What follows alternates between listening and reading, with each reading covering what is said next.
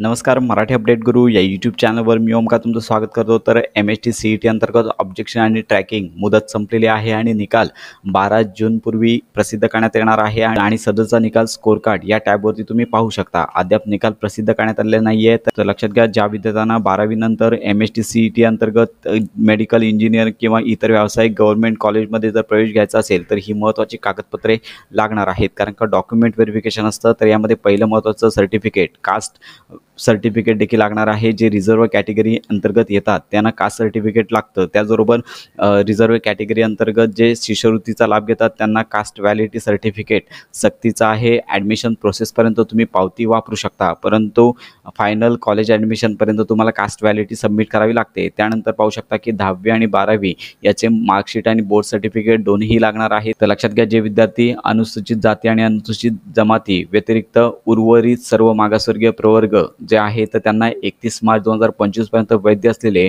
Non criminal प्रमाणपत्र देखील सादर करावे लागते। त्याचबरोबर नॅशनॅलिटी सर्टिफिकेट लागणार आहे। उत्पन्नाचं प्रमाणपत्र चालू वर्षाचं लागेल।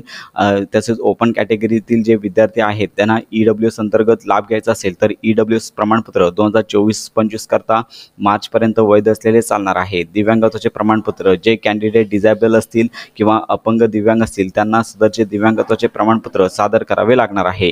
याचबरोबर सैन्य दलातील म्हणजेच माजी सैनिक किंवा त्यांचे पाल्य असतील तर त्यांना सदरचं सर्टिफिकेट लागेल आणि याचबरोबर आधार संलग्न बँक खाते शिष्यवृत्ती करता लागणार आहे। तर यामध्ये वर्किंग प्रोफेशनल्स करता अनुभव ना हरकत प्रमाणपत्र लागणार आहे। या संदर्भात संपूर्ण माहिती देण्यात आली आहे। तर अशा प्रकारे MST CETचा निकाल लवकरच प्रसिद्ध करण्यात येईल आणि त्यानंतर कॅप प्रोसेस लवकरच सुरुवात होईल। त्यामुळे ही महत्त्वाची कागदपत्रे लवकरात लवकर जमा करा, कारण का ऑनलाईन फॉर्ममध्ये डॉक्युमेंट व्हेरिफिकेशन केलं जातं।